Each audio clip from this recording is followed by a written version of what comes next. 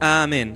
Que Dios les bendiga, mis amados hermanos. Acá nos reunimos un día más para poder seguir estudiando la palabra del Señor. Ya hemos avanzado bastante en el libro de Isaías y el día de hoy nos toca ver el capítulo 28 al capítulo 33. Y la enseñanza del día de hoy lleva por título La debilidad del hombre y el poder de Dios. ¿En quién confiamos, mis queridos hermanos, nosotros en medio de los problemas, de las dificultades? Ponemos nuestra confianza en los hombres, ponemos nuestra confianza en la estrategia humana, ponemos nuestra confianza en el hombre, ¿cierto? En lo humano, o nuestra confianza está puesta en el Señor. Eso es lo que vamos a estudiar en el día de hoy.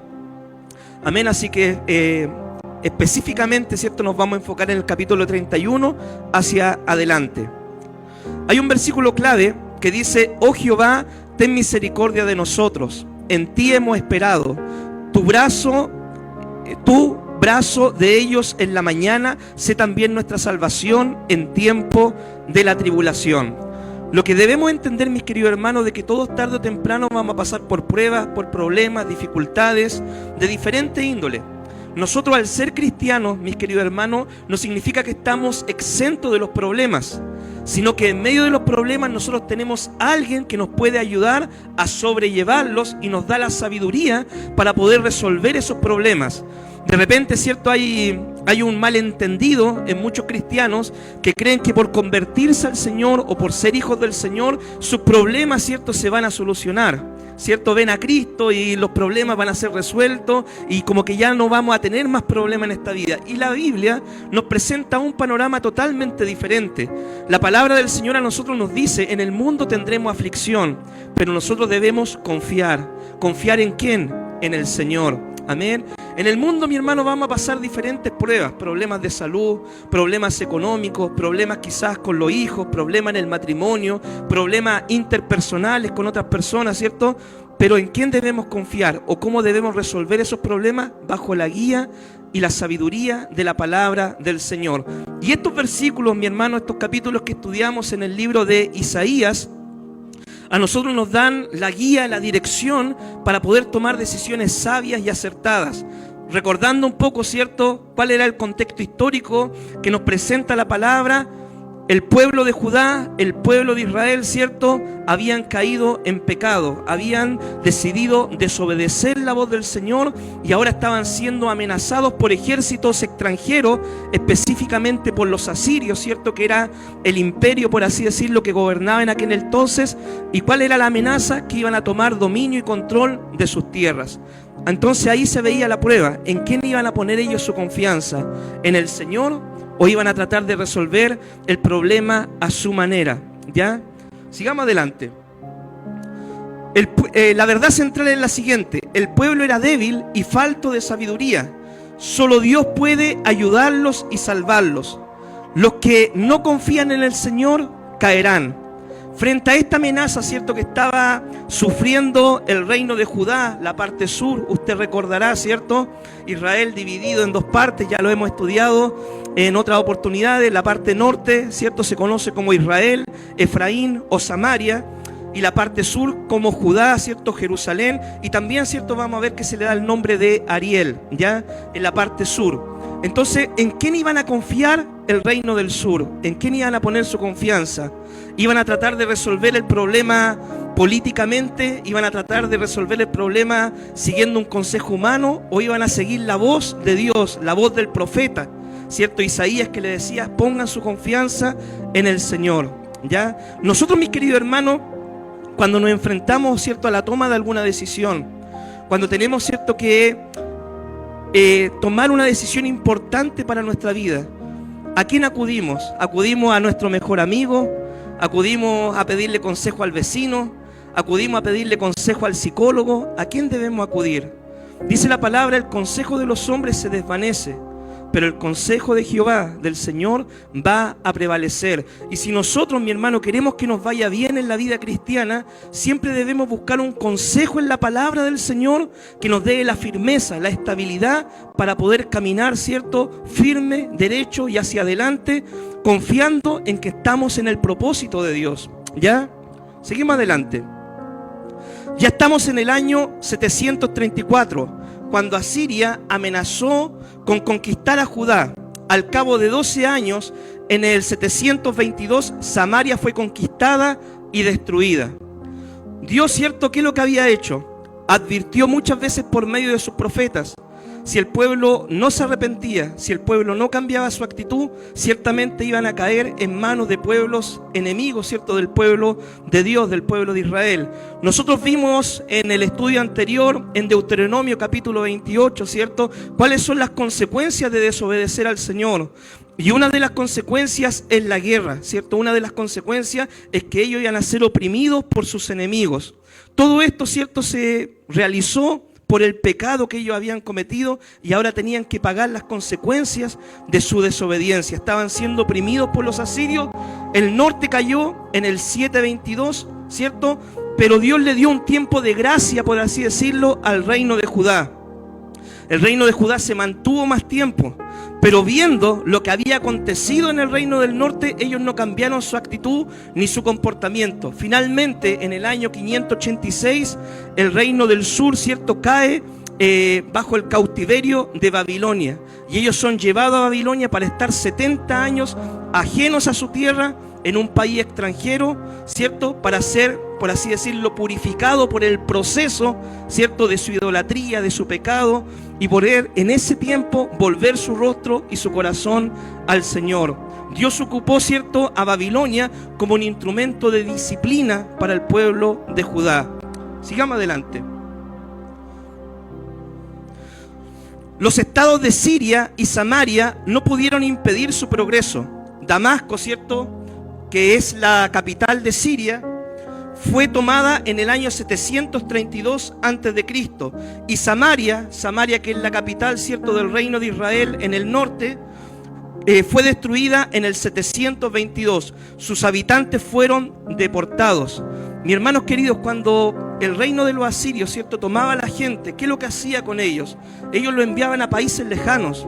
Y ellos, por ejemplo, al ir a países lejanos, perdían su identidad como pueblo. Algo que tenía muy presente la gente de aquella época era su identidad con la tierra en la cual habían nacido, con los dioses que ellos adoraban en esa tierra, ¿cierto? Y obviamente el pueblo de Israel tenía su identidad puesta en la tierra, ¿cierto? Y tenía su identidad también en Jehová Dios. Pero ellos, al ir a otras partes, ¿cierto?, al estar bajo la influencia de otros dioses, al estar bajo otros gobiernos en tierras desconocidas, ellos caían, ¿cierto?, en la influencia de adorar a otros dioses. Israel, mi hermano, nunca se pudo levantar íntegramente. Ya para el tiempo, ¿cierto?, cuando ellos volvieron, el pueblo de Judá al sur, ¿cierto?, volvió a su tierra, nosotros vemos de que en la parte norte, en Israel, había un sincretismo religioso, había una mezcla, ¿cierto?, entre adoración a Jehová y adoración a los pueblos, ¿cierto?, a los dioses que tenían los otros pueblos. Y cuando el pueblo de Judá quiso reconstruir las murallas, quiso reconstruir el altar para el Señor, ellos no le permitieron, ¿cierto?, al reino del norte participar en aquella obra de reconstrucción. Ya vemos en el Nuevo Testamento, ¿cierto?, nos encontramos que había una división entre el reino entre los samaritanos, ¿cierto?, y los judíos. Dice la Biblia en el Nuevo Testamento que samaritanos y judíos no se podían ver, no compartían, ¿cierto? Y los judíos muchas veces daban una media vuelta para evitar el camino de los samaritanos, ¿ya? De hecho, cuando un judío pronunciaba la palabra samaritano, era algo para ellos aborrecible totalmente. Entonces, ya en ese tiempo, en la época de Cristo, era como una relación irreparable, ¿ya? Y ahí encontramos también una figura muy linda, ¿cierto?, del Señor, que el Señor pone el ejemplo del buen samaritano. El Señor, ¿cierto?, va y habla con una samaritana, dando a entender también de que ahora en el Evangelio la salvación, mi hermano, es para todos, y que Dios quiere, ¿cierto?, reconciliar, por así decirlo, a todos los hombres de todas las naciones, mis queridos hermanos, con el Señor. Nosotros como hijos del Señor, mi hermano, no debemos estar solamente a favor de un pueblo, ¿ya? No debemos solamente decir, no, nosotros nos identificamos con el pueblo de Israel, o nos identificamos con esta nación o con esta otra nación. Nosotros, nuestra identificación es con el Señor. Y Dios quiere usar nuestra vida, mis queridos hermanos, para predicarle a todos los hombres, a toda criatura. Dios en este tiempo quiere tratar con todos los hombres de todas las naciones. En el libro de Apocalipsis nosotros nos encontramos de que hay una gran multitud de toda tribu, lengua, pueblo y nación. No solamente judíos, no solamente la gente del Medio Oriente, hay gente de todas las naciones adorando y sirviendo al Señor. El verdadero Israel de Dios en este tiempo es el Israel espiritual. Aquellos que han aceptado al Señor como su Señor y Salvador. Aquellos, cierto, que tienen una circuncisión en su vida, no en la carne, sino en el corazón. Aquellos que han recibido a su Mesías. Aquellos que tienen una relación personal y salvífica con Jesucristo. Y en el plan redentor de Dios entran todas las naciones. Amén.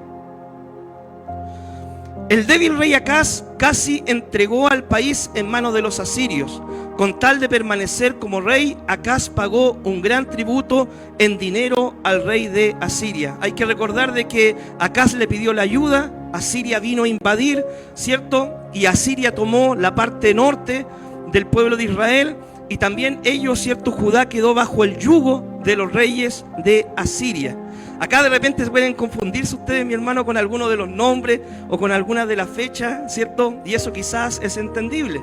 Pero a medida que vamos estudiando la palabra, usted va a ir comprendiendo más. Una cosa es Asiria, Asiria. Otra cosa es Siria, ¿ya? Entonces ahí nosotros tenemos que ir viendo. Cuando, por ejemplo, la Biblia habla de Israel, ¿cierto? Hay que hacer la diferencia si está hablando para el reino del norte o cuando dice Judá, ¿cierto? O mi pueblo, si está hablando, ¿cierto? Para el reino del sur, ¿ya? Pero ahí, leyendo la Biblia detenidamente, nosotros podemos ir aprendiendo y vamos entendiendo la palabra y entendiéndola en su contexto. ¿Qué es lo que quiere decir cada palabra? ¿Para quién es? ¿Para quién va dirigida? ¿Y por qué, ¿cierto? Es mencionada. Se dedicó, ¿cierto? El rey Acaz a sacrificar y a los ídolos de las otras naciones vecinas para que los libraran de su ruina. Dice la palabra, ¿cierto? En 2 de Crónicas, capítulo 28, 3, quemó también incienso en el valle de los hijos de Hinom, e hizo pasar a sus hijos por fuego, conforme a las abominaciones de las naciones que Jehová había arrojado de la presencia de los hijos de Israel. Imagínese, mi hermano, la idolatría en la que había caído, ¿cierto?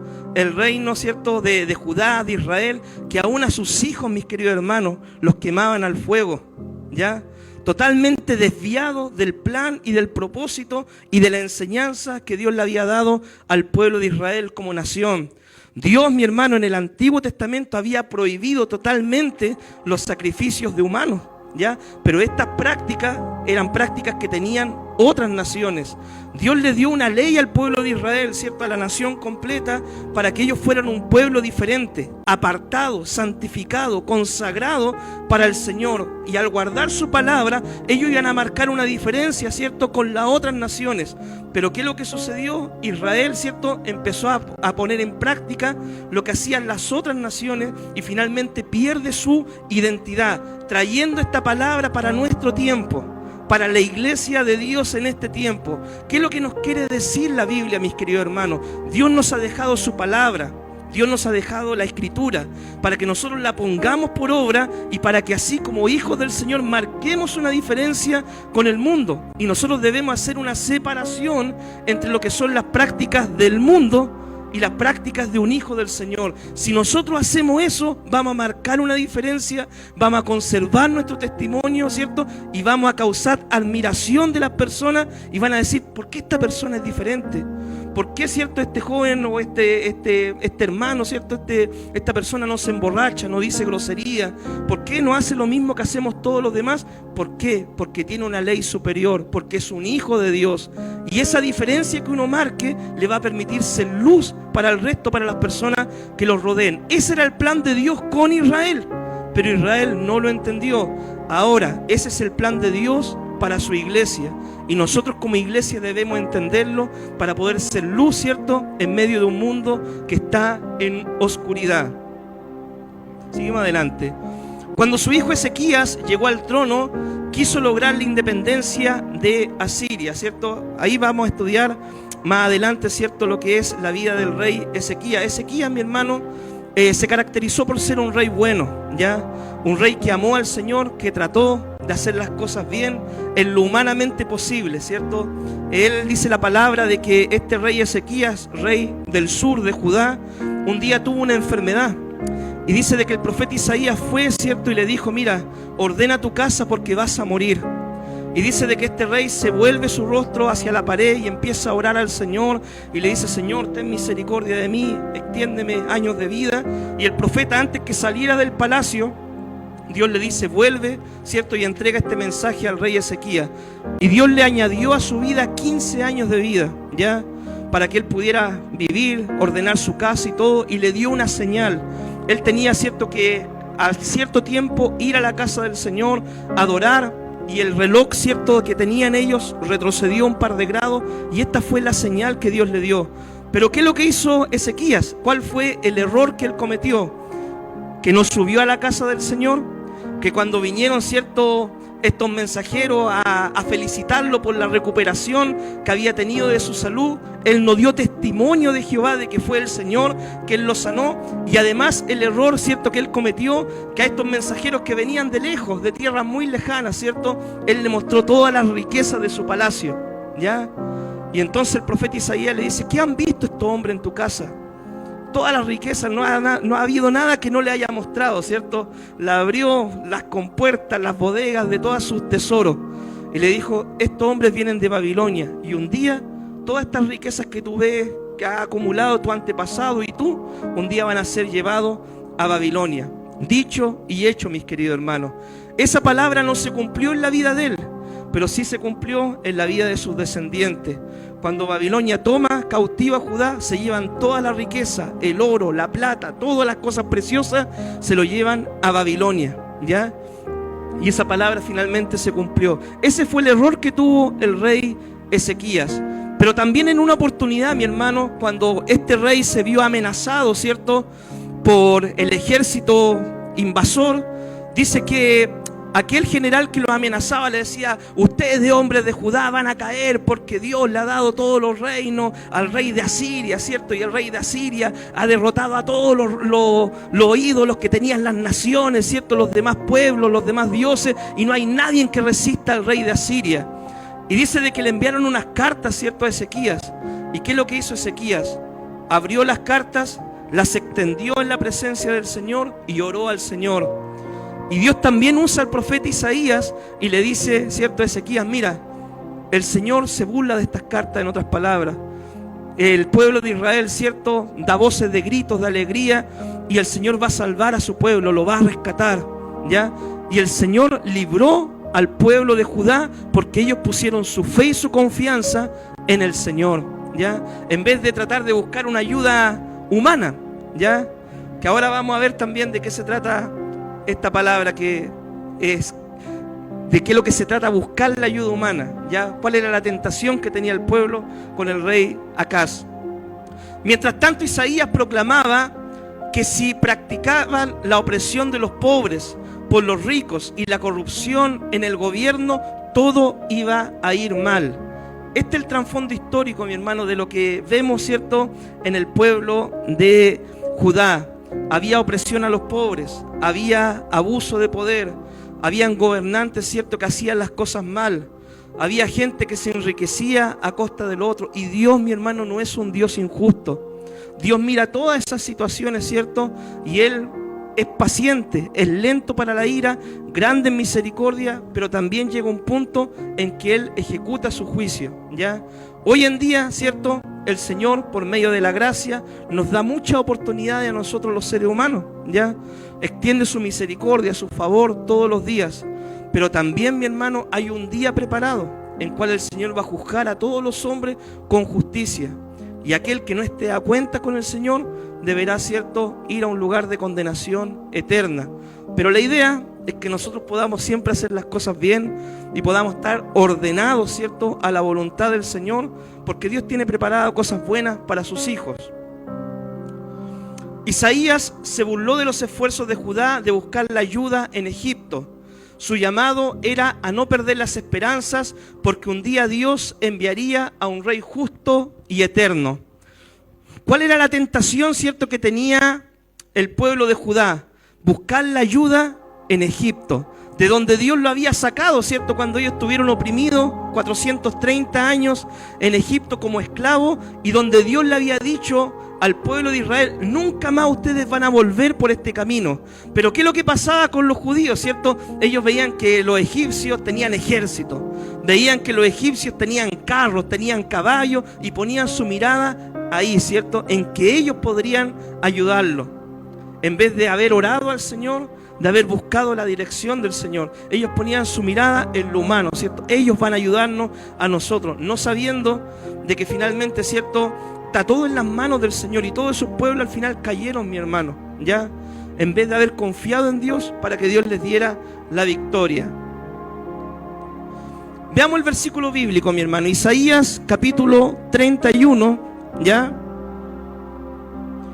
Isaías 31, del versículo 1 al 3, dice así: Hay de los que descienden a Egipto por ayuda y confían en caballos, y su esperanza ponen en carros, porque son muchos, y en jinetes, porque son valientes, y no miran al Santo de Israel, ni buscan a Jehová. Pero él también es sabio y traerá el mal, y no retirará sus palabras. Se levantará pues contra la casa de los malignos y contra el auxilio de los que hacen iniquidad. Y los egipcios hombres son, y no Dios, y sus caballos carne, y no espíritu. De manera que al extender Jehová su mano, caerá el ayudador, caerá el ayudado, y todos desfallecerán a una. Amén. Esta fue la palabra que declaró el profeta al pueblo de Judá. No pongan su esperanza en ellos, pongan mejor su confianza, su esperanza en el Señor. Judá, frente a la amenaza siria, decidió buscar la ayuda militar de otras naciones, en vez de poner su confianza en Dios. El Señor les declara que sería inútil, ya que ellos y esas naciones también iban a caer bajo el juicio de Dios. Judá no quería pagar el precio de volverse al Señor, y quería un milagro, pero no al Señor que realiza los milagros. Querían, ¿cierto?, que se resolviera ese problema, que ya se quitara la amenaza de los asirios, pero ellos no querían volver su rostro, su corazón hacia el Señor. ¿Cuál es el principio, mis queridos hermanos, que sacamos de esta palabra? Frente a todo problema, mis queridos hermanos, frente a toda dificultad, debemos buscar la guía de Dios en oración y la palabra para salir adelante. Ver, ¿cierto?, qué nos dice Dios en cada situación y poner por obra su palabra. Cuando usted, mi querido hermano, esté pasando un problema de cualquier índole, ¿cierto?, salud, económico, familiar, cualquier situación, usted debe buscar la dirección de Dios en la palabra, buscar el consejo de Dios en su palabra. Y ahí usted debe buscar, ¿cierto?, específicamente qué dice la Biblia sobre ese tema y poner por obra, ¿cierto?, lo que la palabra de Dios le dice frente a eso. Por ejemplo, si usted tiene problema en su matrimonio, mi hermano, y usted va donde el amigo, ¿cierto?, y le dice: amigo, mira, aconséjame, tengo problema en mi matrimonio. Y su amigo, ¿cierto?, capaz que no es cristiano siquiera, capaz que si es cristiano puede que esté no alineado con la voluntad del Señor. Su amigo en una de esas le dice: y sepárate, le dice. ¿Y para qué estás con ella? Sepárate, tú eres libre, puedes buscarte una mujer mejor. ¿Es ese el consejo de Dios? ¿Es eso lo que Dios enseña en la palabra frente al matrimonio? De repente, ¿cierto?, puede haber problema en el matrimonio, y usted, en vez de ir donde el amigo, va donde su papá, ¿cierto?, o su mamá. Mami, papi, estoy teniendo problemas en mi matrimonio y todo. Pero hijo, si tú sabes que no te casaste enamorado, ¿sí? ¿Para qué? Divórciate, sepárate. Hermanos queridos, esos consejos son humanos, esos consejos no son de Dios, y esos consejos hacen fracasar a la familia en el día de hoy. El consejo de Dios, ¿cuál es? Primeramente, uno se tiene que casar con una persona cristiana. Primeramente, uno se tiene que casar para toda la vida. Primeramente, dice la palabra del Señor, por más que hayan dificultades en el matrimonio, se deben solucionar esos problemas, y uno debe guardar su matrimonio, ¿cierto?, poniendo todo su esfuerzo para conservar la unidad de su matrimonio. Ese es el consejo de Dios. Dios dice en su palabra que aborrece el repudio, aborrece el divorcio, pero hoy en día los hombres le creen más ¿a qué? Al consejo humano de los hombres en vez de al consejo de la palabra del Señor. Usted tiene problemas con su hijo, ¿cierto? Y usted dice: voy a buscar un consejo donde el psicólogo, ¿cierto? Y usted va donde el psicólogo y el psicólogo le dice, deja a tu hijo ser nomás, déjalo que él busque su identidad, dale la libertad, que él tome sus propias decisiones, él está en la etapa de independizarse. Ese es el consejo que nos dice Dios en la palabra. Dios dice en su palabra, instruye al niño en su camino, para que cuando sea viejo no se aparte de él. Dice la palabra, corrige al joven, porque el Señor al que ama lo corrige. Ya, dice la palabra del Señor, Deuteronomio 6, versículo 6 en adelante, capítulo 6 en adelante, ¿cierto? Dice, estas palabras que yo te mando, las enseñarás a tus hijos, ¿para qué? Para que se instruyan en los caminos del Señor. Entonces, mis queridos hermanos, ese es el consejo de Dios, pero uno ve también que está el consejo humano, el consejo de los hombres. Por esto es importante, mi hermano, buscar el consejo de Dios en su palabra, para no fracasar, para que no nos vaya mal y para no vivir las malas consecuencias el día de mañana. ¿Ya? Sigamos adelante.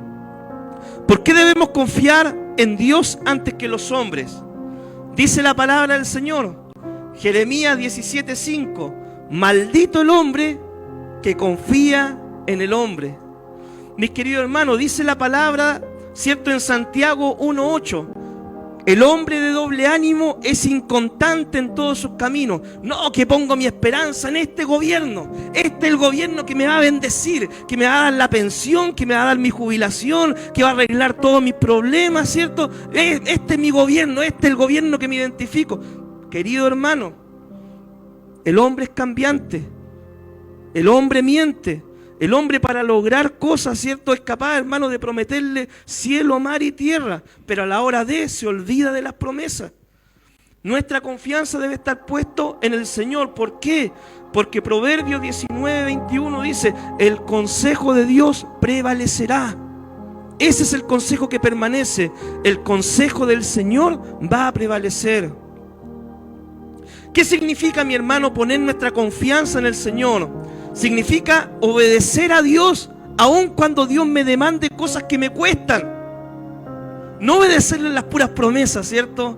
No obedecerlo en las cosas que a mí me gustan o que son agradables, sino obedecerlo también cuando las cosas me cuestan. Por ejemplo, un día un joven rico fue donde Jesús y le dijo, Señor, ¿qué debo hacer para ser salvo? El Señor le dijo, mira, la ley conoce, guarda los mandamientos, ¿cierto? Y le empieza a citar los mandamientos. Y él dijo, pero ¿qué más debo hacer? Y le dijo, ahora, si tú quieres ser perfecto, ¿cierto? Y quieres ser uno de mi grupo, ¿cierto? Uno de los 12 apóstoles, ¿cierto? Sería el apóstol número 13. Le dijo, vende todo lo que tienes, dalo a los pobres y sígueme. Pero ¿qué pasó? Este joven, ¿cierto?, le costaba demasiado obedecer la voz del Señor y prefirió por su riqueza perderse antes que seguir al Señor, ¿cierto?, como uno en el grupo de los apóstoles, ¿ya? Entonces, mis queridos hermanos, los que querían, por ejemplo, una vez seguir al Señor, dice la palabra, Señor, te seguiré donde quiera que tú vayas. Las zorras, ¿cierto?, no tienen guarida, la ave del cielo nido, pero yo no tengo dónde recostar mi cabeza. Va a costar, mi hermano, a veces obedecer la palabra, guardar los mandamientos del Señor, pero en nuestra obediencia está nuestra ganancia. El otro que le decía, Señor, mira, déjame enterrar a mi papá primero y que cobre la herencia y después te sigo. No, que los muertos entierren a sus muertos, que los familiares no cristianos, ¿cierto?, se hagan cargo de eso. Tú ve y anuncia el reino del Señor. Cuesta, mi hermano, cuesta. Pero si usted pone su confianza en el Señor, se va a dar cuenta que va a ser la mejor decisión a largo plazo. Obedecer la palabra, mi hermano, aunque nos parezca muchas veces ilógico, esto significa confiar en Dios. Obedecer la palabra, aunque muchas veces nos parezca ilógico. Pedro, mi hermano, un hombre pescador, un hombre que sabía del rubro, un hombre que había trabajado toda su vida en la pesca, ¿cierto? ¿Qué es lo que pasó? Un día volvía, ¿cierto?, con la barca vacía, no había pescado nada. Y el Señor le dijo, Pedro, echa la red a la derecha. Señor, toda la noche hemos tratado de pescar, nada hemos podido conseguir, mas en tu palabra echaré la red. Y Pedro la echó y encerró gran cantidad de peces. Eso significa confiar en Dios, mis queridos hermanos, aun cuando nos parezca ilógico, aun cuando nos cueste, ¿cierto? Y eso es lo que Dios le pedía al pueblo de Israel en el Antiguo Testamento. Nos vemos amenazados, nos vemos sitiados, vamos a caer como nación, van a matar a nuestros niños, a nuestros ancianos, a nuestros jóvenes, se van a llevar a nuestras mujeres, vamos a caer como pueblo. ¿Qué debemos hacer? Dios le dice, confíen en mí, que yo tengo la respuesta, confíen en mí, que van a ver la solución. Pero el pueblo, ¿cierto?, no tenía esa confianza en Dios. Confiar en Dios, mis queridos hermanos, es obedecer la palabra, seguir el consejo del Señor. Eso es confiar en el Señor. Dios da una palabra, mi hermano, que es direccional para nuestra vida. Y si nosotros creemos en esa palabra y la ponemos por obra, nos va a ir bien. ¿Ya? Seguimos adelante. ¿Cuáles son, mis queridos hermanos, los frutos de confiar en el Señor? El Salmos 37:5, ¿qué es lo que dice? Encomienda a Jehová tu camino, confía en Él y Él hará. Encomienda al Señor tu camino, confía en Él y Él hará. El Salmo 91, un salmo, cierto, que lo tenemos muchas veces como de cabecera en nuestra vida, morando bajo la sombra del Omnipotente. Los que confían en el Señor, mi hermano, Dios les promete que Él va a cuidar de ellos. Y también debemos, cierto, darnos cuenta de que Dios nunca nos va a poner una prueba más allá de la que nosotros podamos resistir. Primera de Corintios, capítulo 10, versículo 13. Dios no nos da ninguna tentación más allá de nuestra fuerza. Y junto con la prueba, el Señor da también la salida. Pero nosotros, en medio del proceso que podamos pasar, debemos confiar en el Señor para salir victoriosos. Si nosotros decidimos resolver las cosas a nuestra manera, vamos a fracasar. Si nosotros no buscamos la dirección del Señor, vamos a fracasar. Debemos buscar el consejo de Dios, qué es lo que dice Dios frente a esa situación, y poner en práctica la palabra. Empezar a obedecer, ¿cierto?, esos mandamientos puntuales que Dios nos dice en cada situación y ponerlos por obra. Y cuando nosotros no lo hagamos, ¿cierto?, cuando lo pongamos en obra, nos va a ir bien. Amén. ¿Tienes problemas de salud? Ora al Señor. ¿Tienes problemas con los hijos? Ora al Señor. ¿Acaso eso no dice la palabra del Señor? Encomienda a Jehová tu camino, confía en Él y Él hará. ¿O acaso no dice la palabra Jehová, cierto, es quien perdona todos nuestros pecados, el que nos sana de todas nuestras dolencias? ¿Tienes problemas económicos? ¿Acaso no dice la palabra del Señor? Busca el reino de Dios, su justicia, y todo lo demás te será añadido. Por eso, mi hermano, debemos confiar en el Señor. ¿Y cómo se demuestra nuestra confianza en Dios? Guardando y obedeciendo la palabra del Señor. ¿Ya? ¿Alguna curiosidad bíblica, mi hermano? Usted sabe de que la palabra no temas, ¿cierto? No tengas temor, aparece más de 365 veces en la Biblia. Es decir, hasta para el año bisiesto hay, mi hermano. ¿Ya? Aparece la palabra no temas. Dios, mi hermano, nos invita a poner nuestra confianza en Él. Cualquiera, hermano, sea la situación. Yo no conozco los problemas que pueden estar pasando todos ustedes, pero Dios sí los conoce. Y Dios los invita, mi hermano, por medio de esta palabra, a que pongan su fe, su confianza en Él, que confíen en Él, que confíen en su palabra, que busquen la dirección de su palabra y la puedan poner por obra. Mis queridos hermanos, esta palabra también es para mí como pastor, ¿cierto? Como si yo quiero que la iglesia sea una iglesia conforme al corazón del Señor, si yo quiero que la iglesia crezca, que la iglesia sea una iglesia sana, una iglesia bíblica, ¿en quién voy a buscar el consejo para hacer una iglesia así? Voy a recurrir, ¿cierto?, a los manuales, a los libros de hombres, voy a buscar el consejo en otras personas que quizás saben más del tema. La palabra de Dios es el manual y guía y dirección, ¿cierto?, de cómo debemos hacer las cosas en la iglesia. Más allá del consejo que nos puedan dar los hombres, mi hermano, Dios nos ha dejado un manual, una ruta de navegación para poder hacer las cosas como iglesia. Y frente así, en cualquier situación, mi hermano, Dios les dejó su palabra para que busquen dirección. Algunos dicen, yo quiero que Dios me hable. Mis queridos hermanos, Dios le puede hablar todo el día si usted quiere. Pero basta que usted abra la Biblia y empiece a leer lo que Dios tiene, ¿cierto?, para decirle en su palabra. Porque muchas veces, ¿cierto?, como también acá lo dice la Escritura, el Señor, por así decirlo, ve, ¿cierto?, que hay muchos que hablan en su nombre, pero no han estado en su secreto. Hay muchos que toman su nombre para hablar, pero en realidad, ¿cierto?, están turbados y por no estar en comunión con Dios, las visiones se le hacen nublosas, las palabras se le hacen confusas, ¿cierto? Y dan consejos que no van de acuerdo a la palabra en profecía o en cuantas cosas. Pero Dios le dejó la Escritura, un consejo firme, fiel y sólido, para que usted haga una vida cristiana, una vida como hijo del Señor, basado en la palabra del Señor. Sigamos.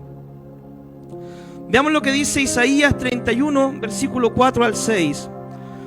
Porque Jehová me dijo a mí de esta manera: como el león y el cachorro del león ruge sobre la presa, y si se reúne cuadrilla de pastores contra él, no lo espantarán sus voces, ni se acobardará por el tropel de ellos. Así Jehová de los ejércitos descenderá a pelear sobre el monte de Sión y sobre su collado. Como las aves que vuelan, así amparará Jehová de los ejércitos a Jerusalén, amparando, librando, preservando y salvando. Volved a aquel contra quien se rebelaron profundamente los hijos de Israel. Amén. Mis queridos hermanos, Dios ocupa acá una hermosa figura, ¿ya? La figura de un león, y también ocupa la figura de un ave, ¿cierto? El Señor dice: yo soy como un león que protejo a mi pueblo, y aunque se junten los enemigos, se junten las cuadrillas para poder atacar, ¿cierto?, a mis cachorros, por así decirlo, yo estoy como un león, ¿cierto?, que los voy a proteger y los voy a defender. Y también ocupa la figura de un ave, así como el ave revolotea sobre el nido para proteger a los polluelos, ¿cierto? Así también el Señor protege y cuida de su pueblo. Esa es la promesa que Dios tiene para aquellos que confían y ponen su fe en el Señor, ¿ya? En el Nuevo Testamento, mi hermano, nosotros también encontramos imágenes tiernas, por así decirlo, del Señor. Él en el Nuevo Testamento, una de las imágenes más hermosas que tenemos es que Él se revela como Padre, como Papá. Y de hecho la palabra Abba Padre significa papito o papá, ¿cierto? Es un término que usaban los niños judíos para referirse con cariño a su padre. Y Dios ocupa esa figura, la figura familiar, ¿cierto?, de un padre que cuida de sus hijos. Dios anima a su pueblo a depositar su confianza en Él en vez de buscar la ayuda en otros lados. Amén. Así que, mis queridos hermanos, en medio de las pruebas, de los problemas, porque acá hay que sacar la palabra para nuestro tiempo, ¿cierto? Podemos entender el contexto histórico, político, ya lo hemos visto muchas veces, pero tenemos que traer una palabra para la iglesia el día de hoy. Y la palabra es que en medio de las pruebas, mis queridos hermanos, usted recuerde lo siguiente: que Jehová es su pastor, nada le faltará, que aunque ande en medio de valle de sombra y de muerte, Él estará contigo, que su vara y tu cayado te infundirán aliento, que Él prepara mesa, ¿cierto?, delante de tus enemigos, unge tu cabeza con aceite, tu copa está rebosando, que el bien y la misericordia te van a seguir todos los días de tu vida, y en la casa del Señor morarás por siempre. Usted en medio de la prueba debe recordar eso, mi hermano, ¿ya? Entender que el Señor es su pastor.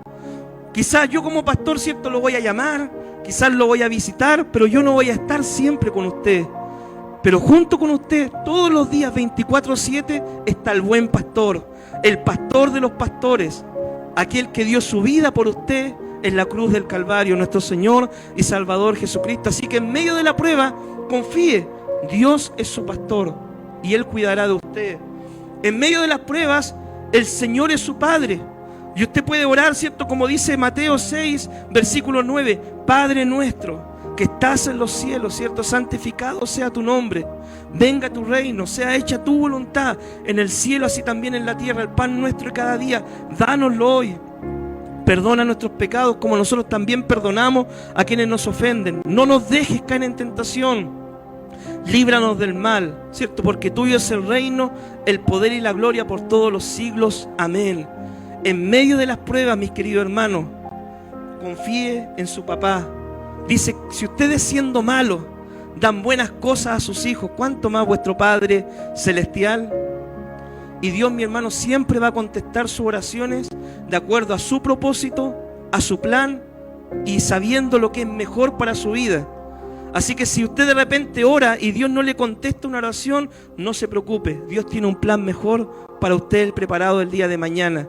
Nosotros de repente nos ofuscamos, ¿cierto? Porque queremos que Dios conteste a nuestra manera.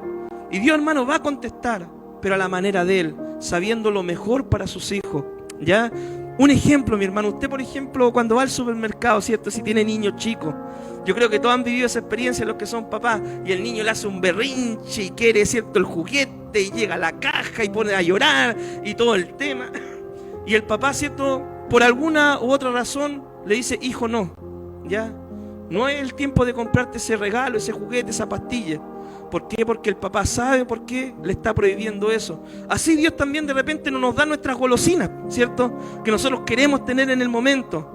Pero cuando llega la fecha, ¿cierto?, de nuestro cumpleaños, ahí está nuestro papá con nuestro regalo, ¿cierto? Así también Dios tiene preparado algo mejor para nosotros en el día de mañana.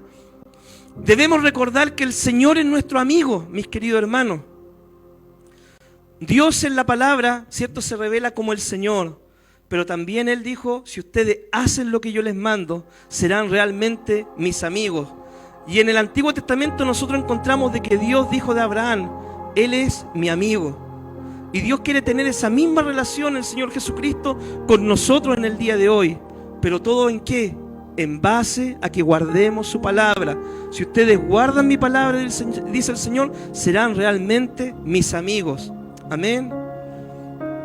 El Señor es nuestro abogado. Cuando fallamos, mis queridos hermanos, cuando nos equivocamos, ¿cierto?, cuando metemos la pata y tropezamos y caemos, y cuando quizás para el mundo no tenemos otra oportunidad, o cuando, ¿cierto?, pensamos de que Dios ya nos desechó de su gracia, ¿qué dice la palabra en 1 de Juan, capítulo 2, versículo 1? Él es tu abogado, ¿ya? ¿Cierto? Él es quien defiende la causa por ti. En medio de la enfermedad, mi hermano, la palabra dice: Él es tu sanador, ¿ya? En medio de los problemas económicos, dice la palabra: Él es tu proveedor, ¿ya? Y también lo más importante, recordar que el Señor se revela en la palabra como nuestro Salvador. Aquel, mi hermano, que pagó un precio por la salvación de nuestra alma, aquel que murió en la cruz, ¿cierto?, resucitó al tercer día para darnos vida eterna, y también aquel que podemos confiar en cada problema que tengamos en la vida, de que Él nos va a ayudar. Amén. Sigamos adelante. ¿Qué es lo que dice la palabra en Isaías capítulo 33, versículo 13 al 16? Dice: oíd los que están lejos lo que ha hecho, y vosotros los que estáis cerca conoced mi poder. Los pecadores asombrarán en Sión, espanto sobrecogió a los hipócritas. ¿Quién de vosotros morará con el fuego consumidor? ¿Quién de nosotros habitará con las llamas eternas? El que camina en justicia y habla lo recto, el que aborrece la ganancia de violencia, el que sacude sus manos para no recibir cohecho, el que tapa sus oídos para no oír propuestas sanguinarias, el que cierra sus ojos para no ver cosa mala, este habitará en las alturas, fortaleza de roca será su lugar de refugio, se le dará su pan y sus aguas serán seguras. Amén. El resultado, mis queridos hermanos, de confiar en el Señor es que vamos a hacer lo que Dios nos pide y vamos a vivir una vida recta. El pueblo de Israel y de Judá debían sufrir por su desobediencia. Israel fue dominado por los asirios, Judá fue llevado cautivo a Babilonia 70 años.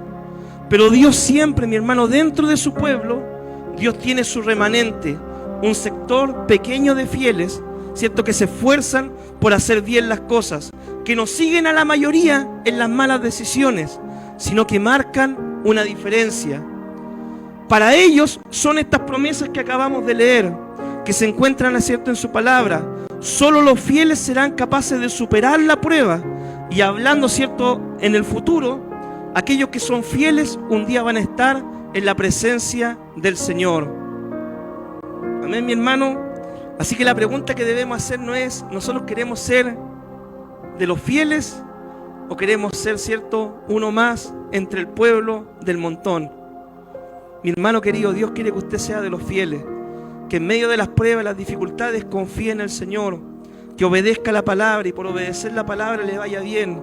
Y que el día, ¿cierto?, que usted parta de este escenario de la vida, usted pueda estar en la presencia del Señor. Mis queridos hermanos, porque allá en el cielo, ¿cierto?, vamos a entrar solamente los que estamos preparados, los escogidos del Señor. Dice la Escritura, son muchos los llamados, pero son pocos los escogidos. Procure, mi hermano, no ser solamente un llamado. Procure ser un escogido del Señor, tener una relación personal, real y verdadera con el Señor. ¿Ya?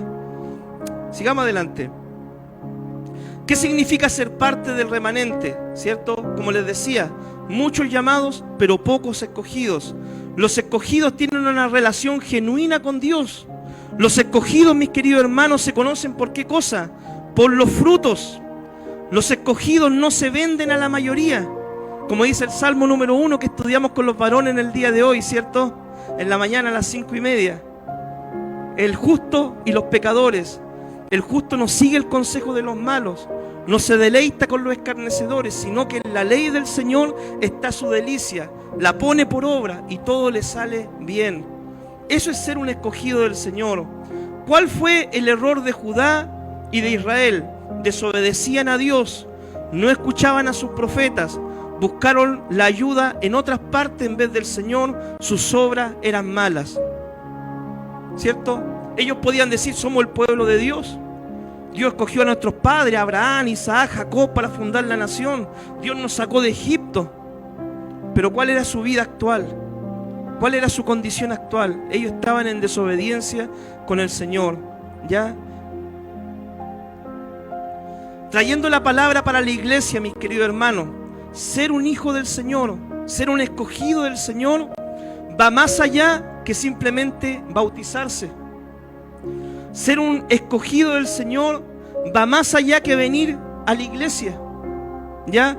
Ser un escogido del Señor, mis queridos hermanos, va más allá de orar y leer la Biblia. Ser un escogido del Señor no se hereda por tradición familiar. ¿Ya? Ser un escogido del Señor no se demuestra por un estilo de ropa particular que usted pueda ocupar. Mis queridos hermanos, ser un escogido del Señor se demuestra cuando usted ha decidido obedecer a Dios, hacer a un lado su comodidad y sus excusas y vivir una vida de obediencia a Dios basado en la palabra de Dios de forma radical y profunda. Hay mucha gente, mis queridos hermanos, trayendo la palabra para nuestro tiempo, que se bautiza, pero no son fieles al Señor, que vienen a la iglesia, pero afuera siguen viviendo su vida a su manera, que sus papás, sus abuelos fueron cristianos, pero ellos ni siquiera conocen quién es Jesús, que se visten de cierta forma particular, ¿cierto? Pero largo, faldas largas y todo, pero después cuando salen del templo se vuelven a poner la misma ropa de siempre. Entonces, ser un escogido del Señor, ser parte del pueblo de Dios va más allá de eso. Ser un escogido del Señor es tener una relación con Dios real, verdadera, genuina, todos los días de nuestra vida basado en la palabra del Señor. Eso es ser un escogido del Señor. Un escogido del Señor, mi hermano, en medio de las pruebas, de los problemas, busca dirección en la palabra. Un escogido del Señor, aunque venga la enfermedad, sigue fiel al Señor. Un escogido del Señor, mi querido hermano, aunque quede sin trabajo, sigue adorando y alabando al Señor igual. Porque si hoy se cierra una puerta, mañana Dios abrirá otra. Un escogido del Señor, mi querido hermano, no sigue el consejo de lo mucho o del mundo, ¿cierto?, para hacer las cosas mal. Un escogido del Señor sigue el consejo del Señor en su palabra. Solamente ese un día va a poder estar en la presencia del Señor. Amén. Ya vamos terminando. Veamos lo que dice Isaías 33, versículo 20 al 22. Mira a Sión, ciudad de nuestras fiestas, solemne.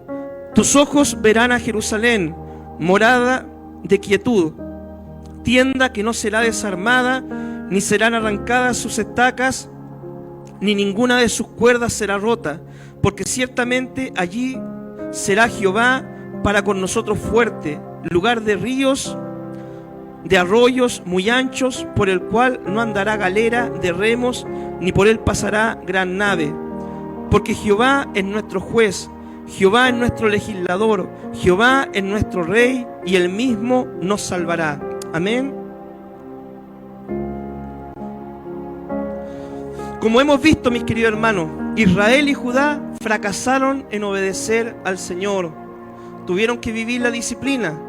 Cuando Judá vuelve, ¿cierto?, a su tierra después de los 70 años, aparentemente ocurre una reforma o un avivamiento con Esdras, Nehemías, con el libro de Esther, ¿cierto?, que ellos vuelven a la ley y vuelven a buscar al Señor, y aparentemente hay un pequeño avivamiento, mis queridos hermanos. Pero ya en los tiempos de Jesús, su religión era solamente religiosidad, tradiciones humanas, tradiciones de hombre, enseñanza humana por sobre lo que la palabra de Dios decía. Sus obras eran malas. Cristo lo dijo muy claro: tienen apariencia de piedad, pero por dentro son sepulcros blanqueados, ¿ya? El Evangelio, mi hermano, trajo una verdadera reforma. La ley, ¿cierto?, ya no iba a estar escrita en 2 tablas de piedra, como veíamos el otro día. Ahora la ley del Señor iba a ser escrita en el corazón de aquellos que recibieran, ¿cierto?, al Señor como su Señor y Salvador. Ya Dios, ¿cierto?, no iba a tratar con el Israel terrenal, sino que ahora el Señor va a incluir a todas las naciones. En el Antiguo Testamento Dios trató con el pueblo de Israel de una forma particular. Ahora en el Nuevo el Señor trata con toda la humanidad. Ahora somos nosotros parte del Israel espiritual de Dios. Y un día, ¿cierto?, vamos a estar en la nueva Jerusalén, la Jerusalén celestial. Esa es la nueva Jerusalén que a nosotros como hijos de Dios, ¿cierto?, apuntamos a un día habitar. Entonces el pueblo de Israel, ¿cierto?, vamos a hacer una comparación, amén. Una comparación entre el Israel carnal o el Israel, ¿cierto?, por así decirlo, nacional, y lo que Dios quiere, el Israel espiritual. ¿Cuál es la comparación? Ellos son hijos, ¿cierto? Se consideran descendientes o hijos de Israel por nacimiento. En cambio, nosotros somos hijos de Dios por relación, ¿ya? El Israel carnal circuncida la carne, ¿cierto?, el prepucio de todos los niños varones. En cambio, en el Israel espiritual se circuncida el corazón. En el Israel carnal se enfocan en la tierra, ¿cierto?, en lo material, en la tierra, en su tierra de Palestina. Ahí en Israel todavía están peleando, ¿cierto?, su tierra. El Israel espiritual se enfoca en el cielo, tesoro en el cielo. Ahí está nuestra tierra. El Israel, ¿cierto?, terrenal o carnal no obedeció la ley. El Israel espiritual guarda la palabra del Señor. El Israel carnal se enfoca en lo exterior, en las ropas, en sus túnicas, en su filacteria, en sus cosas, en sus rituales. En cambio, el Israel espiritual se enfoca en lo interno, en el fruto del Espíritu, en la vida del creyente. El Israel carnal, ¿cierto?, fracasaron en ser testigos de Dios a las naciones. El Israel espiritual es testigo de Dios al mundo entero, a todas las naciones. Cristo nos envió a predicar. El Israel carnal rechazó a su Mesías. El Israel espiritual aceptaron al Mesías. Esa es la diferencia, mis queridos hermanos. Y Dios en este tiempo trata con todas las personas que abren su corazón, su mente, su vida al Evangelio. Ya para Dios en este tiempo no hay diferencia, mi hermano. Para Dios todos valemos lo mismo. La sangre de Cristo que Él pagó, la derramó por todos igual, por toda tribu, lengua, pueblo y nación. Y ahora todos podemos ser parte de este plan de salvación si abrimos nuestro corazón al Señor. Y Dios nos pide en este tiempo que pongamos nuestra confianza en Dios, que no temamos, ¿cierto? Y que hagamos las cosas como Él nos pide en su palabra. ¿Qué aplicaciones sacamos del estudio de hoy? Debemos, mi hermano, poner nuestra confianza en Dios, en el consejo de su palabra, si queremos que nos vaya bien. Debemos filtrar, hermano, todos los consejos, ¿cierto?, palabra o enseñanza que podamos recibir a la luz de la Escritura. ¿Qué es lo que nos dice la palabra sobre ese tema en particular? Y si ponemos nuestra confianza en Dios y somos obedientes, perteneceremos realmente al pueblo escogido del Señor, mis queridos hermanos. ¿Ya? Esta palabra que yo les compartí el día de hoy, ¿cierto?, que debemos poner nuestra confianza en Dios antes que los hombres, quise traerla para nuestro tiempo, para nuestra iglesia. ¿Por qué, mis queridos hermanos? Porque muchas veces ustedes pueden leer el Antiguo Testamento, ¿cierto? Y cuando lo leen puede suceder que no lo entiendan, no lo comprendan, que se le enreden los nombres, se le enreden las situaciones. O ustedes pueden leer la Biblia, ¿cierto? Y decir, ¿y qué enseñanza puedo sacar para mí, ¿cierto? En el día de hoy. Nosotros, mi hermano, debemos leer el Antiguo Testamento, como dije una vez, con los lentes del Nuevo Testamento, con los lentes de Jesucristo. Porque toda la palabra, ¿cierto?, nos lleva a un punto, a nuestra relación personal con Dios, a aceptar a Jesucristo y a obedecer su palabra y sus mandamientos para que nos vaya bien. Así que, mis queridos hermanos, esta es la enseñanza del día de hoy y oramos al Señor. Padre, te damos gracias por este tiempo de enseñanza. Te damos gracias, Señor, Padre, porque tú hoy, Dios mío, nos pones dos caminos, Señor. El confiar en el hombre o el confiar en ti, Señor. Y hemos decidido poner nuestra fe, nuestra confianza en tu palabra, en tu consejo, Señor. Tu palabra declara, Señor, el consejo de los hombres se desvanece, pero el consejo tuyo, Señor, prevalecerá, Dios mío. Ayúdanos, Señor, a ser instruidos en tu palabra, a conocer tu palabra, tus mandamientos, tu ley, Señor, lo que tú nos pides, Dios mío. Amado Dios, y que cuando lo pongamos por obra podamos ver tu bendición, Señor. Amado Dios, amado Padre, en medio de cada situación que la vida pueda presentarnos, siempre tu palabra, Dios mío, resplandezca, Señor, como una luz en el lugar oscuro, Señor. Y tu palabra sea nuestra guía, nuestra lámpara, nuestra lumbrera. Tú dijiste, lámpara a mis pies tu palabra y lumbrera para nuestro camino. Señor, nuestra fe y nuestra confianza está en ti. Ayúdanos, Señor, a no tener temor, sino poder encomendar nuestro camino a ti, Señor, para que tú hagas también. En el nombre de Jesús, amén y amén. Que Dios les bendiga, mi amado hermano.